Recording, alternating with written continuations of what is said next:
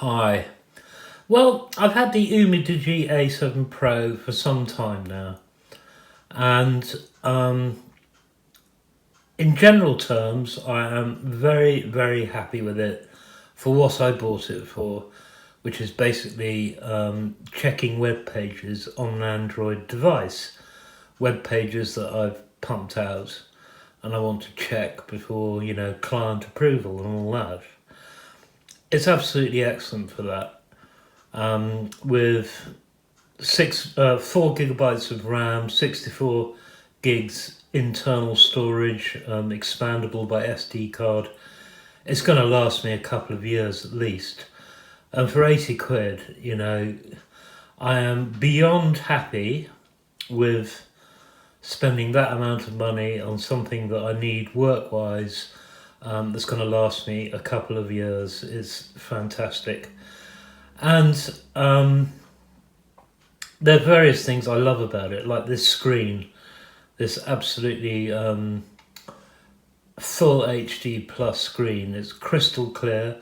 It has become my default method of watching YouTube vids and surfing the web when my iPad is charging. I don't have good eyesight, and this is bigger than my iPhone X or 10 or whatever it's called. It's got a bigger screen. It's got a lovely 6 point whatever it is screen.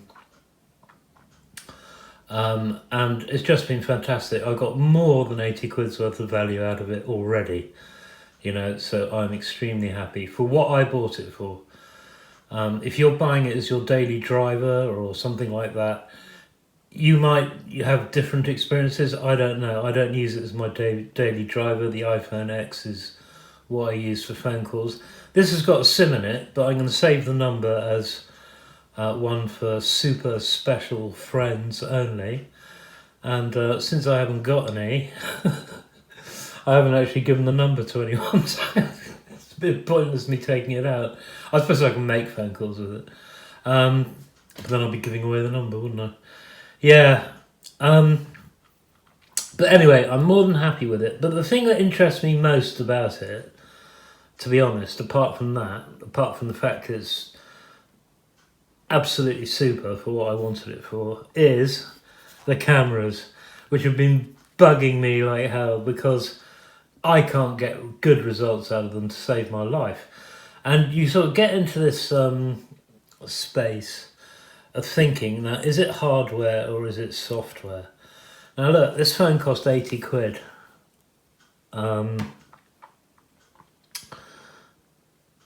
It's got a superb screen. It's got, as far as I can tell, an excellent microphone. It's got all that RAM and ROM. So how much, considering it's built down to a price, how much of their manufacturing costs is left to pay for good cameras? It can't be a lot. These must be just mass-produced items somewhere in China that they bought up. It's an assembly job, isn't it? These cameras have been pumped out by some factory. They bought up a load. And you get into this whole area of what is preventing this producing good photos. And I have to say, if you don't use any of the software increments, and I'm assuming that I don't know a lot about Android, but I'm assuming that the camera app that comes with it is an Android one rather than an Umidigi one. And I imagine there's hooks in the Android code for you to hook the cams in and things. I'm assuming that might be wrong, but it doesn't matter even if it isn't, because the software with the default camera has been problematic for me. It's not, the screen becomes very unresponsive.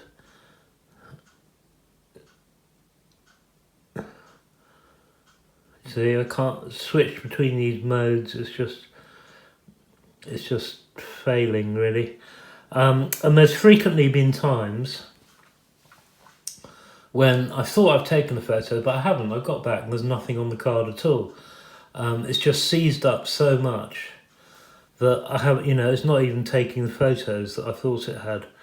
So someone in my comments kindly recommended, and there's another one of these coming up as well, This program here, Open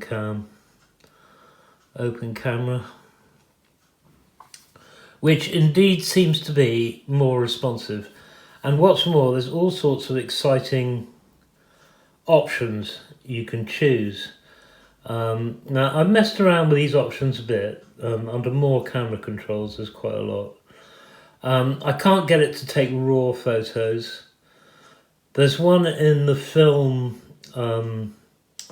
the video options that asks you to force 4K video. Right, that doesn't work either. In the photo settings, I've tried saving raw files, which is one of the options. That doesn't work either. One of the options just didn't write anything to the SD card. The other option did produce the file, which I then took onto the Mac and tried to open it in Affinity Photo and tried to open it on Darktable, but neither of them recognised it. So, yeah, that didn't really work. But there's all sorts of exciting options here that you can... Oops. And this is an open source program, you know, it's free. So it's worth giving it a go. So I thought what I'd do was... we'll just have a look at some more of these options. Can you see that? Photo mode, F standard, NR, DRO, HDR, pano, exposure. I imagine that's exposure priority, focus priority. It might not be, I don't know. Camera resolution, timer, blah blah blah. White balance. I've left most things on auto. Okay, for the purposes of this test. And up here you have other icons. What's that? Exposure lock. This is quite interesting. This is levels. Okay. Auto level. So it's going to try. Can you see how it's doing that? It's going to try and level out the photo, which means basically it's going to crop it, which I'd rather do in Affinity anyway, to be honest. So what I'm going to do is, funnily enough, take a load of photos with this app, and take a load of photos with the camera app that came with the phone. When I say a load, I mean probably about 7 or 8 or something. Because the person who suggested it in the comments said it's reputed to give better results. The best results I've had is just ignoring all the software options in the camera app, the standard camera app, and just going native. You know, like for macro shots, I'd rather just take an ordinary photo and then crop it. Because it's quite big pixel resolution these cameras coming out at, these pictures are coming out at. So that's what I'm going to do. Enough talking from me. Let's go take some photos. Okay, here we have two I took side by side. The the open camera one is on the left. Now I didn't interfere with the focusing at all. I didn't tap the screen or anything like that. And open camera has focused on the yellow flower in the background, leaving the pink flowers and the leaves, especially down the bottom, out of focus. And the native camera app has focused on the bottom of the picture, on the leaves at the bottom of the picture. Can you see that on the right? If you compare the leaves at the bottom of the picture on the right with the leaves at the bottom of the picture on the left, you'll see the ones on the left, i.e. open camera, are out of focus, and it's focused on the yellow flower in the middle top right. Whereas on the native app, that is out of focus.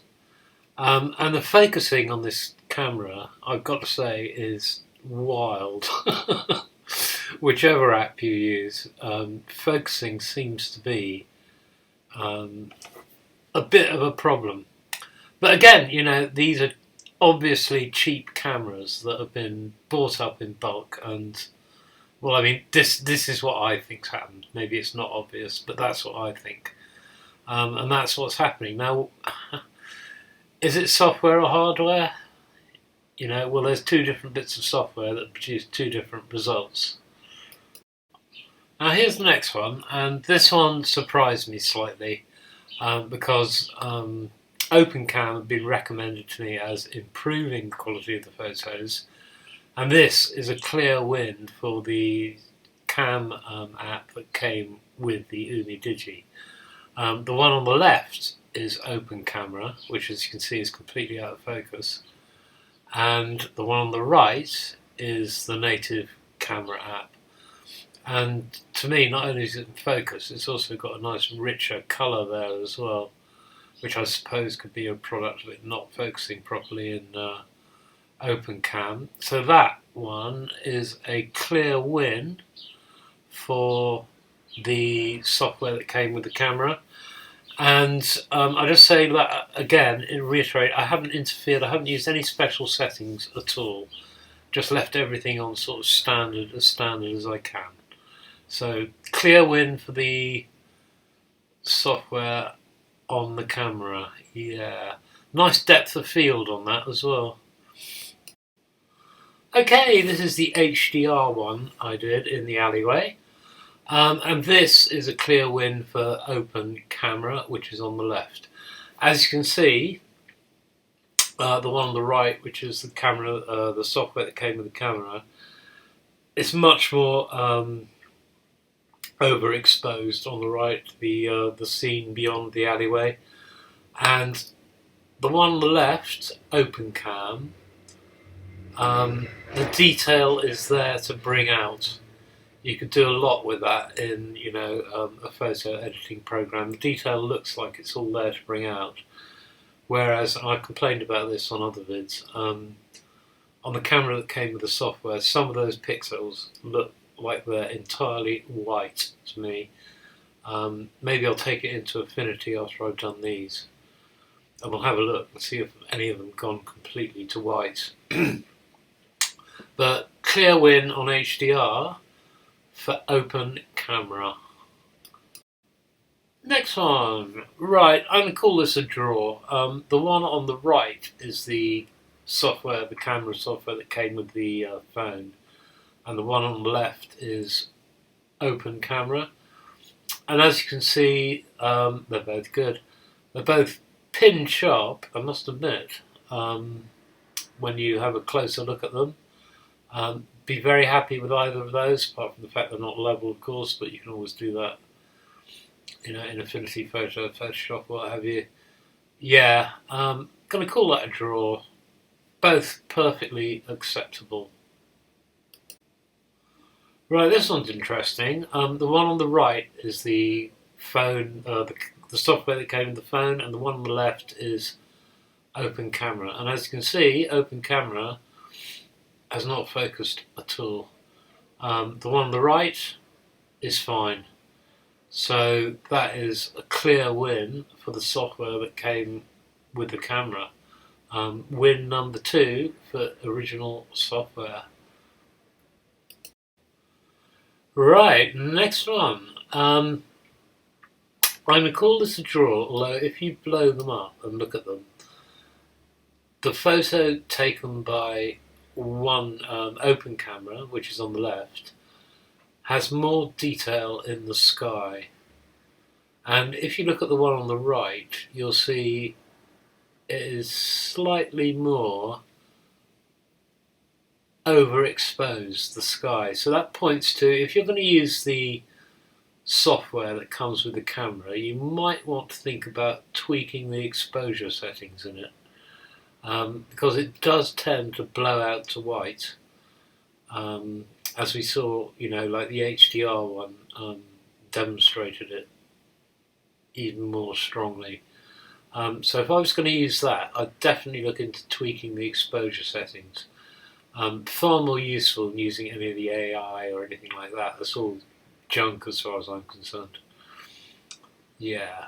So I'm going to call that a draw, though, because, they're both, the building's nice and sharp in both, detail in the road and what have you.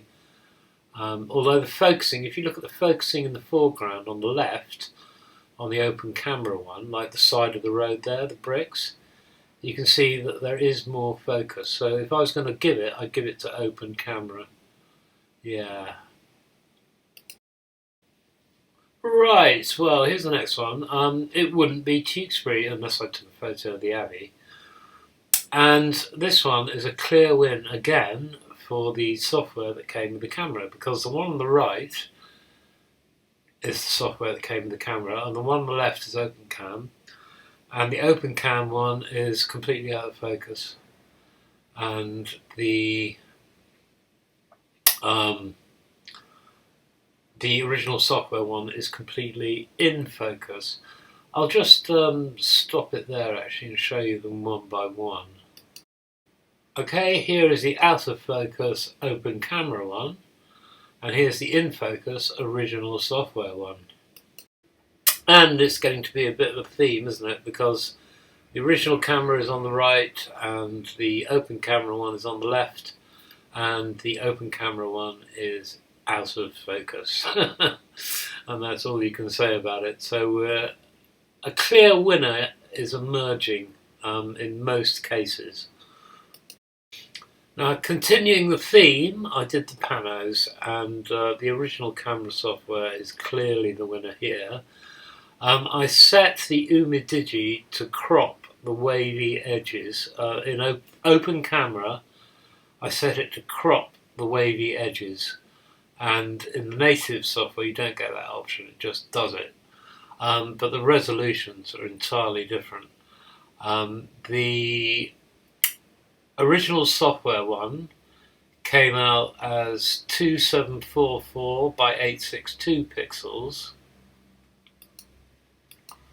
and the open camera one came out as 1454 by 500, so it's cropped it quite heavily, and anyway it's not in focus. So again, clear winner for original camera software. Right, just to test out my theory that this camera is overexposing routinely, I've loaded the HDR photo in here, and I want to test out if any of these pixels are pure white, because if they're pure white you can try and enhance them in a program like Photoshop or Affinity Photo until you're blue in the face, but you're not going to get anything because the pixels are just, it's just a white pixel. And you can see here, we can zoom in till we can actually see the pixels. Can you see the pixels? And we're going to use the picker up here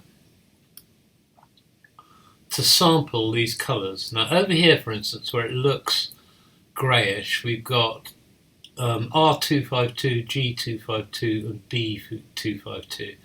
Okay, RGB for white is 255, 255, 255.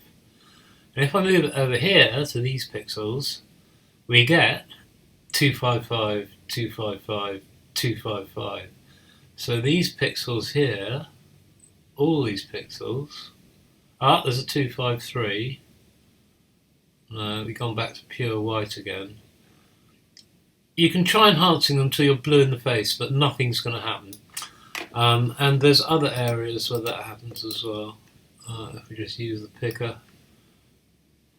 Yeah, down below this door handle, where it contrasts with the black of this blackish of this handle here. It's gone completely white.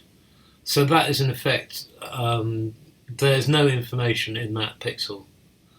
None at all that you can enhance. So I think down there looks the same sort of job. Yeah, 255, 255, 255, that's pure white. And up here we got 250, 250, 250, 254, 254, 254, which is virtually the same as nothing, because you've got to perform such extreme operations on it to get anything that, you're wasting your time. 252, 252, right, a white pixel is the very definition of overexposure, basically. And in this area we got 255s, 255s all over. So that's it. Yeah, overexposed without a doubt. Right, so where do we stand? Well, open camera isn't as buggy to use in that it doesn't stutter, it doesn't fail to take photos from time to time. And it happened again when I went out just now for that little walk. Several times it didn't take a photo, it just frozen. and I had to, quit the app and restart it again to get it going again. This one, open camera, works more reliably, but when it takes a photo, it's more often out of focus. So you pays your money and it takes your choice. I don't think, well, judging by these results and judging by another couple of programs I tried, which I promptly gave up. I got focus bracketing on there, so I want to change it back to standard. Which I promptly gave up. I don't think, unless someone else finds it, nothing I've tried has been a software fix for these cameras. So what I suspect is that basically you've got to remember this phone was built down to a price. They really big up on their website the fact that it's got 4 cameras. And of course it's something I'm interested in. But, I can't see there being any way to get reliably good pictures. What I think I'd do is just leave it on the software that came with the camera. This one. Leave everything on standard. Rely on cropping for, macros, because the sizes of the files are really quite big. And you see, it's just not responsive. Just leave everything on standard. Snap away, it's a snapper. And then you'll get reasonable, if somewhat undersaturated photos. None of the programs I've tried have been a software fix for it. And you just got to take it, as I say, it's a budget camera. It's built down to a price. After they provided this extra bright screen and, Touch ID and it's got Face ID and what have you, how much have they got of that budget have they got to pay for 4 cameras on the back? And the answer, I think, is despite them bigging it up on their website, I think the answer is not much. I don't think these are very good cameras. I don't think there really is a software fix. I'd love to hear about one if there is one. The next one I'm going to try is Gcam, which was recommended by someone else. So I'll do that when I get the time, what have you, and report back. So that's my conclusion. The camera that comes with the software is probably better than one camera. On this particular setup, I dare say there's other phones in which one camera is wildly better. There's certainly a myriad of settings you can play with compared to the standard app, but I haven't found it increase the quality of photos on the Umidigi A7 Pro, and I'd rather use the software that came with the camera. That is my personal experience. I could be wrong. I'm not an expert. I'm not holding myself out to be an expert. I'm just an ordinary Joe who happens to have bought one of these for a specific purpose and is just testing them out. Okay? Well, thanks very much indeed for watching again. Next one is probably going to be using Gcam, if I can get it going, install it and what have you. If I can't, it won't be. I'm due to do another I haven't done a cooking video for ages actually, but anyway, there we go. That's my report on open camera and the Umidigi A7 Pro. Thanks very much indeed for watching, and I'll see you next time.